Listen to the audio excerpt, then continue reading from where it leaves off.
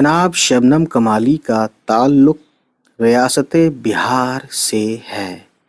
ان کا اصلی نام مصطفیٰ رضا ہے۔ شبنم تخلص ہے۔